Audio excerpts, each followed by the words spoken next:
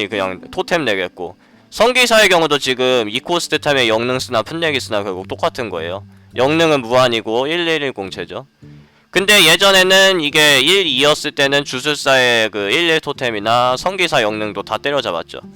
지금 메타로 치면 그물거미 같은 것도 때려잡겠죠. 그래서 1, 2냐 2, 1이냐 1, 1이냐 이 차이가 엄청 큰데 1, 1이 돼버리면서 그냥 성기사의 영능이 돼버렸죠.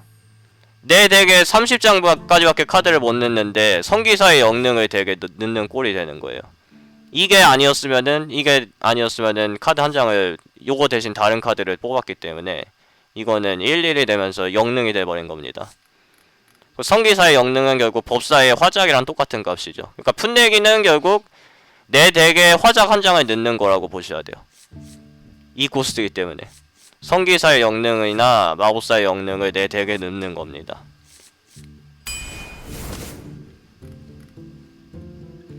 사코스트 하수가 조금 모자란 거 하나, 랩터 처리반이죠. 센진 방패대가 하나, 그리고 평균 이하의 냉기 돌풍 하나. 변이도 사코스트에 쓰는 거는 아니라고 제가 말씀드렸죠. 일일이 남기 때문에 사코스트라는 카드 비용을 가지고 있지만은 실질적인 이 카드의 가치가 사코스트는 아닙니다.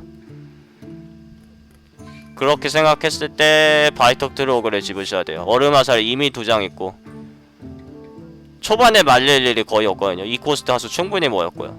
3코스트 하수 막강하고요. 3코스트 이 정도면 투기장에서 베스트죠.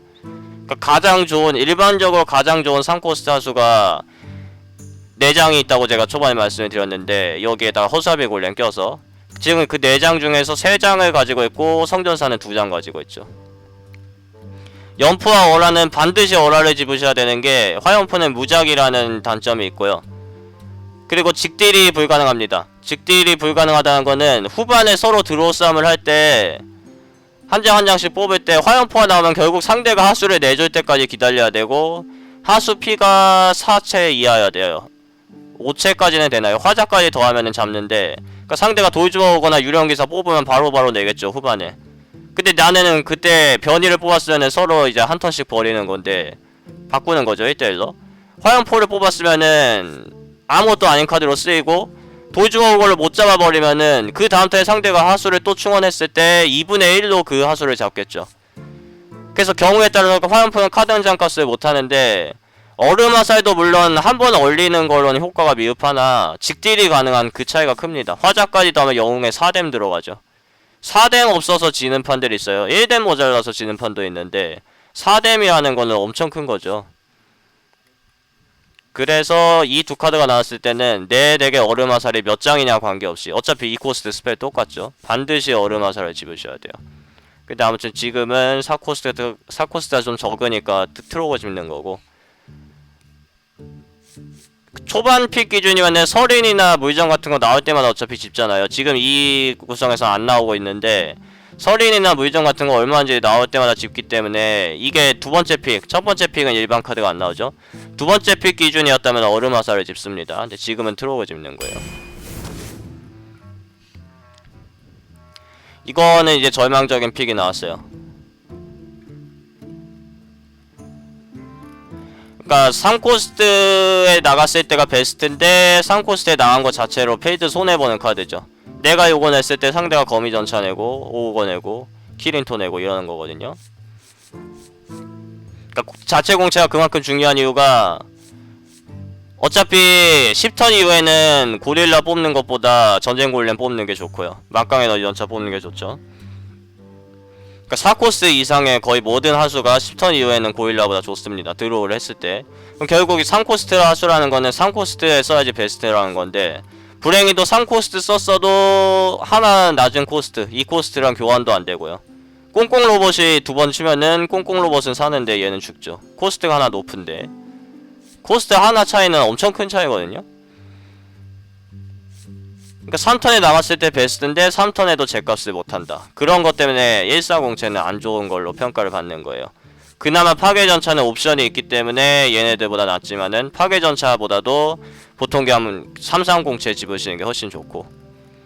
그리고 얼음의 오리는 제가 막 극디스를 했었죠.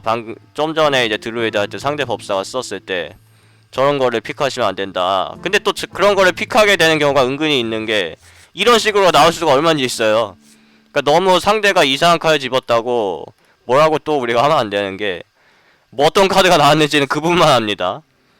냉기 돌풍도 지금 제되겠죠. 같이 나온 카드들이 어떤 카드였는지는 자기 자신만 알기 때문에 남이 보기에서는 저걸 왜 집었어 저런 생각할 수 있는데 그걸 생각을 못하는 카드들이 있긴 있어요. 그러니까 어린 용매나 성남비는 수련사 같은 카드들은 사실 어떻게 해도 집을 수 있는 기회가 거의 없거든요. 왜냐면은 그러니까 게임 내에서 가장 각 그 등급에 가장 안 좋은 카드와 그 다음으로 안 좋은 카드는 집을 수 있는 방법이 없습니다. 그러니까 3장 중에서 한 장을 고르는 거니까 게임 내에서 그 등급에 가장 안 좋은 카드, 그 다음으로 안 좋은 카드, 그 다음으로 안 좋은 카드 나왔으면은 뭐 경우에 따라 강약이 조금 달라질 수는 있겠죠. 가령 희귀 등급에서 그래서 환한닭이나 그 누구죠? 표적 호수아비를 그거는 왜 집었어 하고 생각이 드는 게 아무리 집을 게 없어도 그것보다는 집을 만한 게 있었을 거거든요. 거기에 고대 감시자까지 넣으면은 고대 감시자 도발 침묵 다 못 건다. 그러면은 그거 3개 중에서 하나 집을만 하긴 하죠. 그렇게 생각하면은 진짜 픽할 기회가 없는 카드들이 있긴 있는데 아무튼 지금 이런 얘기 하는 게 그래도 이 정도면은 이 정도 카드들은 투기장에서 은근히 볼 수는 있다. 이렇게 나올 때가 있으니까.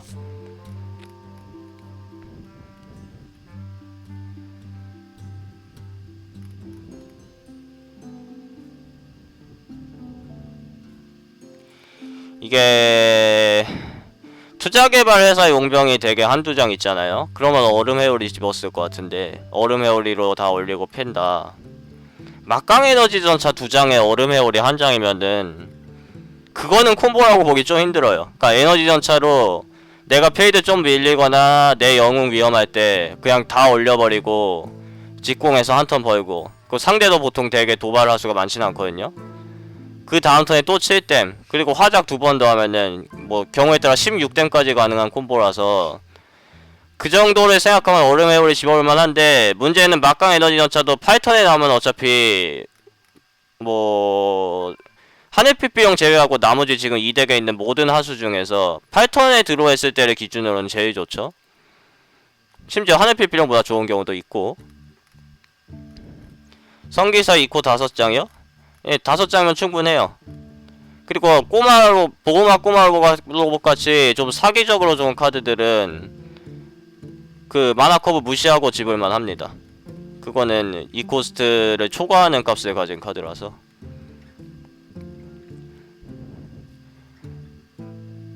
그래서 투자개발회사 용병을 내가 먼저 선점하고 냉기돌풍이나 얼음회오리 그러면서 계속 직공 이런 거는 콤보로 볼 수가 있는데 에너지 전차는 어차피 후반에만 들어오되게 바라는 카드고 초반에는 이 카드가 내 핸드에 들어오면은 그 차이로 게임의 유불리가 갈리죠. 내가 선턴인데 카드 3장 가지고 시작하고 1장 더 들어가는데 에너지 전차 2장 들어와 버리면은 선택의 폭이 되게 적어지거든요. 그리고 나머지 카드들도 저코스트 하는 보장이 없죠. 거기에 얼음회오리까지 쳐지면은 헤이슨 존스요. 어차피 채 똑같고 존스도 5코스트 기본 공채가 아닌 게 아쉬운데 무기직업 상대로 가끔 무기를 깹니다. 무기직업 상대로도 무조건 좋은 게 아닌 게 요즘은 성기사가 지는 건 없는 경우도 흔하고 있어도 상대가 지는 건 쓸 때 내 핸드에 해리슨이 들어와야 되는 거라서 성기사 만난다고 해리슨이 항상 무기 깨고 그런 건 절대 아니거든요. 근데 스탈라그는 그냥 해리슨보다 공이 높고 옵션이 사실상 없는 거고요. 그러니까 전설 픽에서 남쪽 바다 선장이 아닌데 누구죠? 노련한 뱃사람 픽하는 기회고요. 그러니까 스탈라그를 평화하는 게 아니라 그렇게 될 수밖에 없어요. 퓨진이 있어야 되는데 걔는 결국 전설 등급에서 노련한 뱃사람을 픽하는 기회고요. 불행히도 스탈라그보다 안 좋은 전설들도 많죠. 해리슨은 무기 없는 직업 상대로는 무법항에 도발 안 걸려 있는 거니까 안 좋은데 무기 있는 직업 상대로 간혹 무기를 깬다면은 그 승패 영향이 크기 때문에 그 점을 높게 사는 겁니다. 그러니까 해리슨이 무기를 항상 깰 수 있다. 드로우 카드다. 심지어 해리슨을 드로우 카드로 분류하시는 분들이 있는데 조건부 들어오기 때문에 드로우 카드라고 볼 수 없고요. 마법사가 보통 제일 많죠. 마법사 만나면 해리슨은 무법항보다도 안 좋은 카드예요. 예, 가즈로는 정말 안 좋은 카드이기 때문에 해리스 집으시는 게 옳은 선택이에요. 마법사 만났을 때 해리스는 불기둥에도 휩쓸리고 그냥 무법팡보다도 안 좋거든요. 근데 성기사나 전사는 어차피 거의 없고, 아무튼 무기 쓰는 직업, 심지어 도적 상대로 되게 좋죠. 영능을 항상 끼고 있기 때문에 도적 상대로는 드로우 카드로 볼 수 있습니다. 해리슨이 핸드에 있으면은 언젠가는 드로우를 해요. 결국 맹독을 깰 거냐 땜장을 깰 거냐, 그거 정 안 바르면 그냥 영능 깨버려도 1드로우나 2드로우 보죠. 그런 거 생각하면은 스탈라그에 비해서는 반드시 집어야겠죠.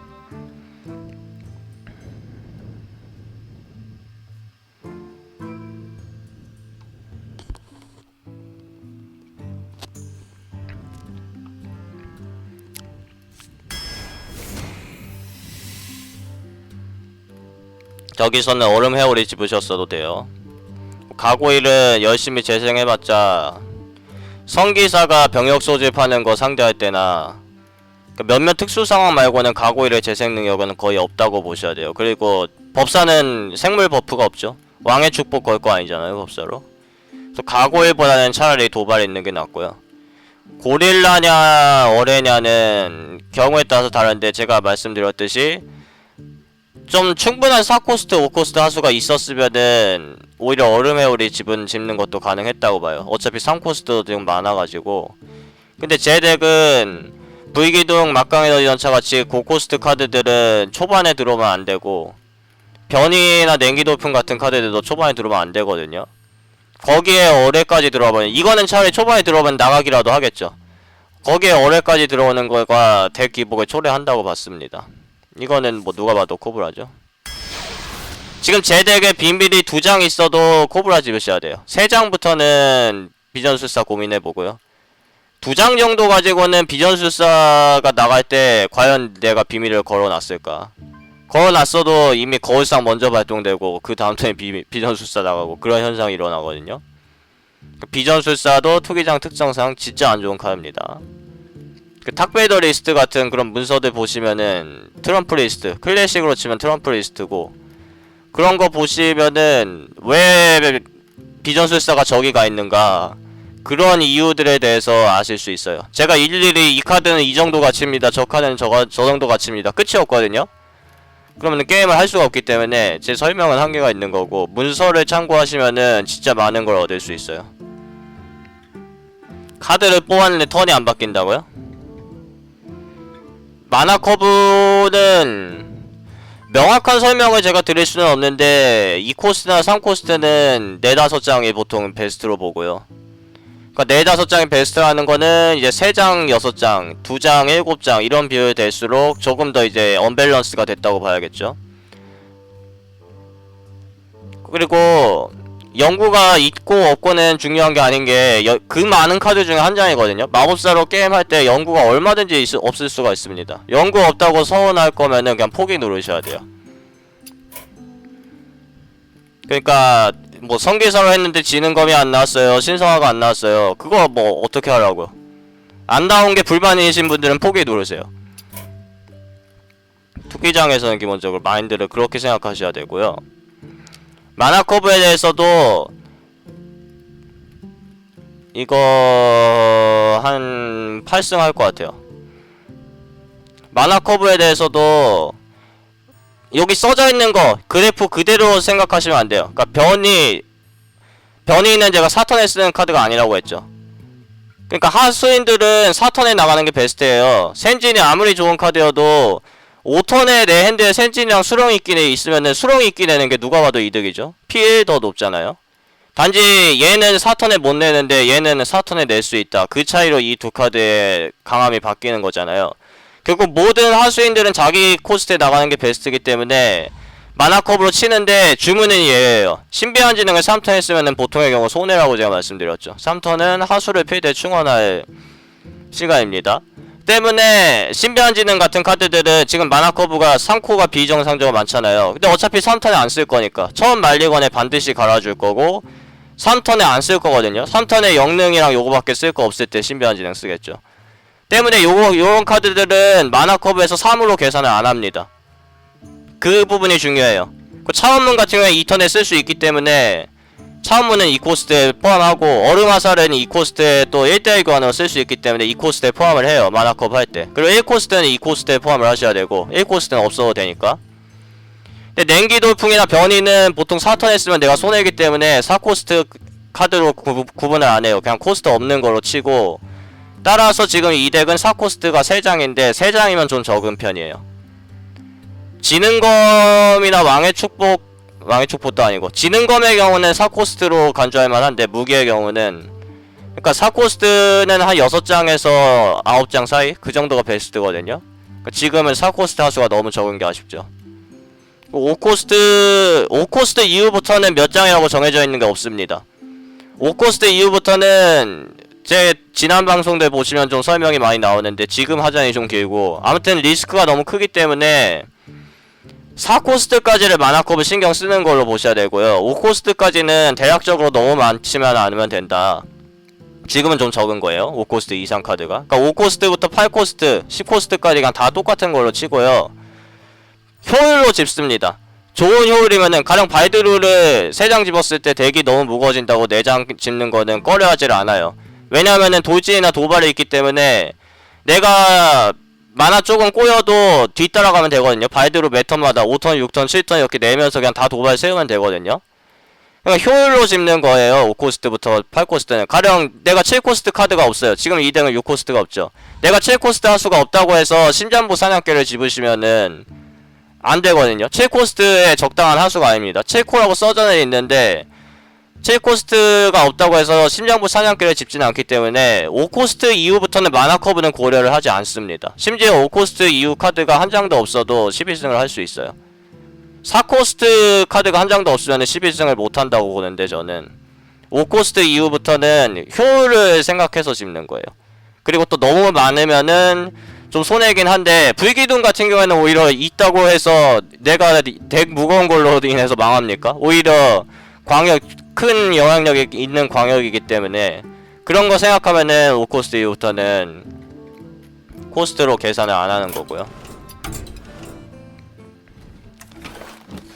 처음 오신 분들도 있으니까 제가 잠깐 투기장의 정석에 대해서 설명을 드리자면은, 마법사 조금 이따 할게요. 제가 설명 많이 해가지고 힘들어가지고.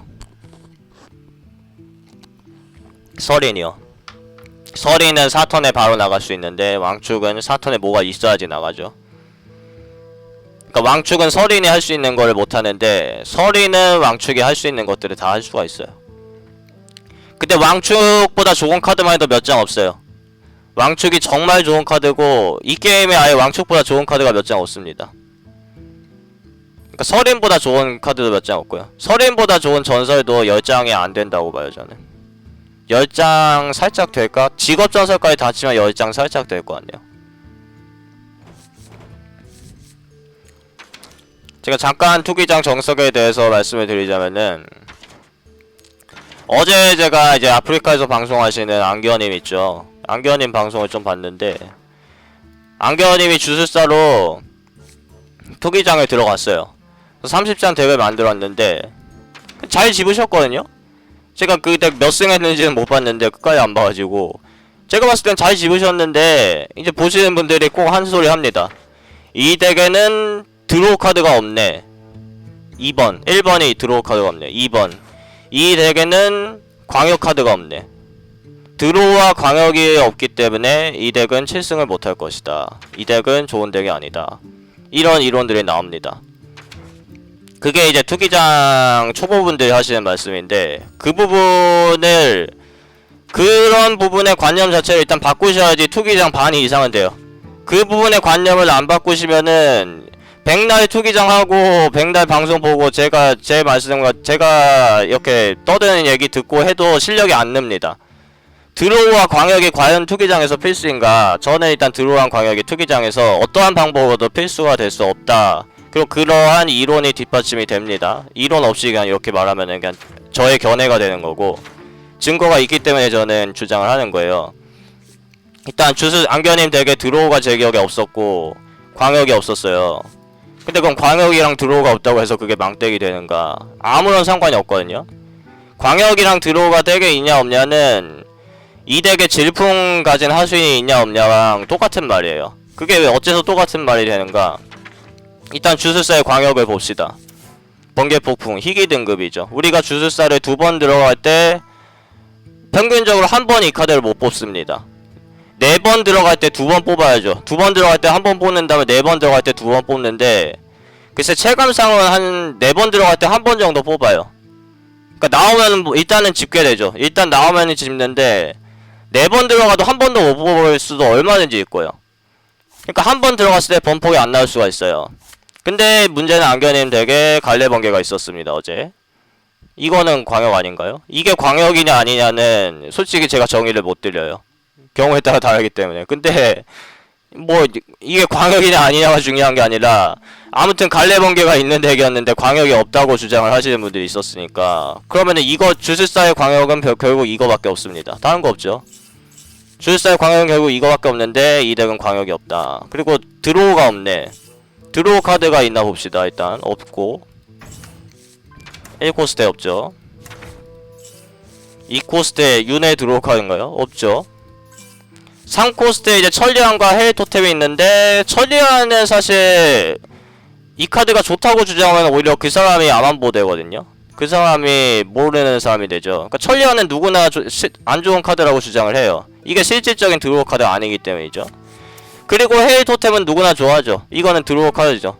조건부로 이제 그러니까 깐탄에 바로 한 장 돌려받고 무한대로 드로우를 하는데, 결국 이 카드는 주술사의 드로우 카드가 맞습니다. 근데 또 문제가 파란색이죠. 희귀 등급이에요. 이 카드가 희귀 등급이고 이 카드가 희귀 등급이란 거는 결국 나올 확률이 같다는 얘기고, 단지 번개 폭풍은 나오면은 일단 집계되고, 헤일 토템은 심지어 나와도 뭐 비룡이랑 가령 나왔는데 헤일 토템 먼저 집으시는 분은 없겠죠.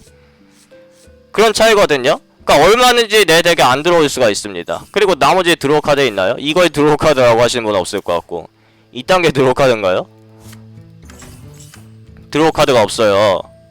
그럼 결국 주술사로 번개 폭풍과 만화의 토템을 못 뽑은 사람은 그냥 6승 이하를 항상 하는가, 망땡이 되는가. 근데 우리가 주술사로 보통 덱을 픽을 하면은 사술이 몇 장이냐 불정이 몇 장이냐 열 따지지, 결국 광역이냐 드로우가 투기장의 승수를 좌우하는 게 절대로 아닙니다. 좀 더 정확히 말씀드리면 아무런 관계가 없어요. 이 덱의 광역이 몇 장이냐 드로우가 몇 장이냐는 아무런 관계가 없고, 중립 카드로 갑시다. 중립 카드는 주문이 없죠.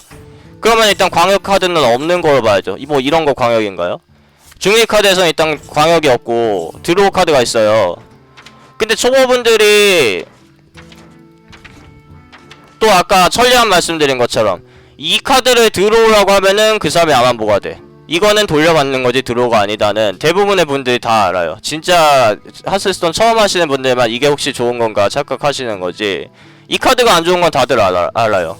근데 문제는 저 카드는 안 좋은데 이거는 드로우 카드래. 이게 어떻게 드로우 카드죠? 이게 2번 피해를 입어야지 한 장을 뽑는 거예요. 그리고 3코스트의 기본 공채가 아니죠. 상대는 2턴에 랩턴 했는데 내가 3턴에 사제 랩하는 거의 집니다. 코스트가 하나 높은데도 필드 영향력이 없죠. 결국 중립 카드 중에서 드로우 카드는 이거랑 이거는 2사 필드에 어느정도 영향력을 끼치면서 카드 한 장 뽑죠. 그 다음에 이교도 지도자,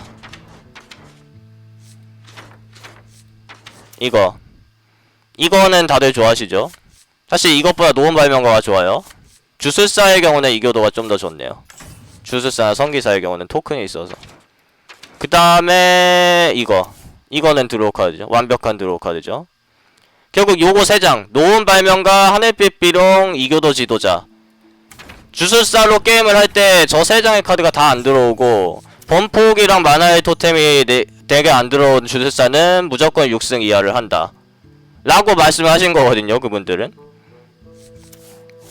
그게 말이 되는 이론입니까? 그러면은 결국 중립 드로우 카드 3장과 여기 있는 2장, 이 카드 5장이 없으면은 주술사는 7승을 할 수가 없다라는 이론인데, 일단 그거는 누가 봐도 성립이 될 수가 없는 이론입니다. 그리고 여기서 한 가지 더 아셔야 되는 거는, 그럼 그게 아무 상관이 없으면은 결국 덱에 성기사의 신의 은총도 드로우 카드가 아니에요. 리스크가 너무 크죠. 심지어 서로 한 장씩 드로우 할 때는 한 장도 못 뽑죠. 그러니까 그 카드도 드로우 카드가 아니고 좋지 않은 카드예요. 그러니까 투기장에서 어떤 카드가 결국 카드 한 장 이상의 값을 하느냐 못하냐지, 드로우를 카드를 한 장 뽑습니다, 두 장 뽑습니다, 그런 거는 투기장의 승패와 아무런 관계가 없습니다. 그러니까 모든 카드를 자기 코스트 비례해서 효율성을만 놓고 따져야 돼요. 그러니까 만화의 토템이 드로우 카드가 아니라, 좀 더 정확히 말하면 불의 정령이 만화의 토템보다 실질적으로 카드 이점을 많이 보는 카드입니다. 필드에 6호 내면은 적어도 상대가 한 장이나 두 장을 빼야 되고, 요게 들어오면서 상대 카드 한 장 끊죠. 그 차이가 만화의 토템 3턴에 내는 것보다 훨씬 좋아요. 내 카드를 아낄 수 있는 거고, 결국 카드를 많이 뽑는 사람이 이기는 게임이 절대 아니에요. 상대의 체력 30 깎아야지 이기죠. 이거 공격력도 0인데 어떻게 합니까? 만화의 토템으로 불의 정령 같은 카드를 뽑는 거예요. 불의 정령이 만화의 토템보다 분명히 더 좋은 드로우 카드예요. 결국 여기 써져 있는 카드를 몇 장 뽑느냐는 내 덱에 있으나 없으나 아무 상관이 없는 거예요. 그거를 아무것도 모르시면서 그분들 주장이면은 이게 베스트 카드, 이게 이 게임에서 가장 좋은 카드죠. 모든 적 하수인에게 피해를 1 주고 카드도 한 장 뽑아, 카이날 부채가 이 게임에서 제일 좋은 카드라고 하시는 분들은 광역 드로우 이론 얘기하셔도 됩니다. 근데 아무튼 간에 그거 아니죠. 투기장에서 기본적으로 정석, 저는 저의 견해를 말하는 게 아니에요. 정석을 말하는 거예요. 이 덱의 드로우가 몇 장이냐, 광역이 몇 장이냐는 아무런 관계가 없고, 각 카드들이 한 장 값을 하냐 못하냐, 어떤 카드는 0.8장 값을 하고, 어떤 카드는 1.5장 값을 하고, 어떤 카드들은 2장 값을 해요. 고코스트일수록 초반에 핸드가 말리기 때문에 고코스트일수록 많은 카드 값을 해야겠죠. 그럼 가젤장 경매에는 이제는 6코스트가 돼가지고 카드 한 장 뽑기도 힘들어졌어요. 근데 4코스트 4-4만 해도 기본 공채가 아니죠. 서린이 4코스트 4-5기 때문에 4코스트 4-4만 해도 기본 공채가 아닌데, 얘는 2코스트가 더 늘었죠. 그러니까 게임에서 거의 가장 안 좋은 카드 중 하나예요. 6코스트라는 늦은 타이밍에 나와서 카드 한 장 값을 겨우 합니다. 불기둥에 휩쓸려가면 카드 한 장 값도 못하는 거죠. 반면에 불정은 들어오면서 일단 상대 거 하나 끊으면은 그거 자체가 한 장, 그리고 여기에 상대가 1대1 교환을 해도 결국 2대1 교환이 되고, 요게 상대가 2대1 교환하면은 3대1 교환이 되고, 요거를 상대가 못 잡을 수도 있어요. 6코스트 타이밍에 피해 3점으로 하수 하나 끊어서 5채 하수 얼마인지 못 죽일 수 있습니다. 그럼 이게 이제 명치로 들어오죠. 그러면 이제 if, 거기에 if가 붙어요. 카드 플러스 마이너스 if.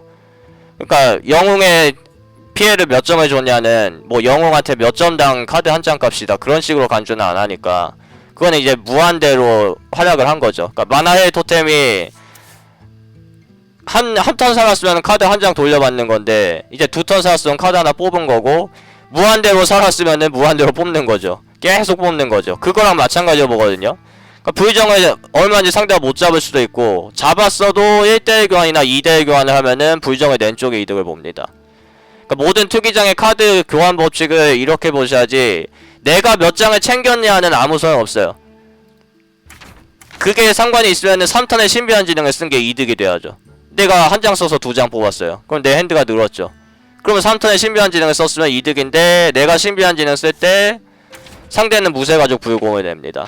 거미 전차만이 아니라 불공을 내면은 결국 얘는 죽기 전까지 매 턴마다 얼음화살을 써요. 매 턴마다 얼음화살을 쓰는 필드 영향력이 있는 하수고, 법사는 3턴에 신비한 지능을 쓰면은 그거 뽑은 거 다 쓰지도 못합니다. 4코스트 5코스트 이렇게 1코스트씩 올라가는데 어떻게 다 씁니까 그거를. 그러니까 핸들을 있는 대로 채워봤자 코스트의 한계상 그걸 다 쓸 수도 없어요. 그러면 결국 2장 뽑은 것도 아니에요. 그 2장이 있던 없던 어차피 내 핸드에 있는 카드를 다 못 쓰기 때문에 실질적으로 3턴에 쓴 신비한 지능은 카드를 2장 뽑은 게 아니에요. 어차피 내 다음에 4코스트밖에 없는데, 내 손에 서린 하나만 있었어도 어차피 다음 턴에 서린 낼 건데 2장 더 얻어서 뭐합니까? 0코스트 찾아야죠. 위습을 찾아야죠. 근데 위습은 또 카드 한 장인데, 그러니까 모든 카드가 카드 한 장 값을 거의 사용해서 나오는 건데, 능력은 제각기 다른 게 문제죠. 내가 카드 한 장 써서 위습 냈는데 상대가 카드 0장 써서 화작으로 잡으면은 자체로 불리해지죠. 그러니까 요거는 카드 한 장 값을 못하는 카드이기 때문에 가장 안 좋은 카드 중 하나로 평가를 받는 거고, 모든 카드가 결국 카드 한 장 값을 하냐 못하냐 싸움이에요. 드워프를 잡으려면 상대가 카드 한 장을 여기다 빼야 되는데 드워프가 전함으로 공격력 플러스 2 해서 카드 한 장을 이득 봤으면은 드워프 잡으려